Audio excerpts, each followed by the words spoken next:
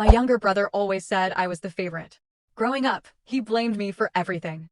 If he got grounded, it was somehow my fault. If he failed a test, I had set an impossible standard. I stopped arguing years ago. Nothing I said ever changed his mind. When our parents got older, I was the one who helped them.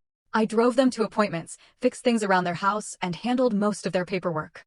My brother lived only 20 minutes away, but somehow he was always too busy. Then my father passed away. At the funeral, my brother barely spoke to me. A week later, he called screaming, "You manipulated Dad into giving you everything." I had no idea what he was talking about. Apparently, he had just learned that Dad's will left me a larger share of the estate. Not all of it, just more than him. My brother was furious. He stopped speaking to me. He told relatives I had pressured our father. Some believed him. Others stayed out of it. For months, family gatherings became awkward. Then one day, I received a call from Dad's attorney. There was something in Dad's file he thought I should see.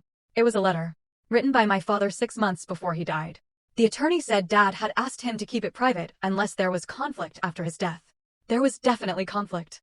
So I opened it. The first line hit me like a truck.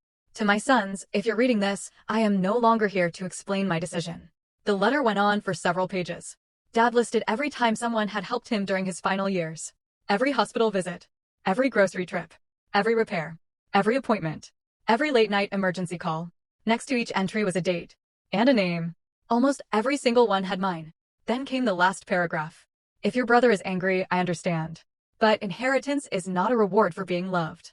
It is recognition of who was there when it mattered." I sat there staring at the page for a long time. Eventually, I sent my brother a copy. He didn't reply. For nearly 3 weeks, I heard nothing. Then one evening, there was a knock at my door. It was him. He looked exhausted, older somehow. For the first time in years, he wasn't angry. He simply said, "I didn't know Dad kept track of all that." Neither did I.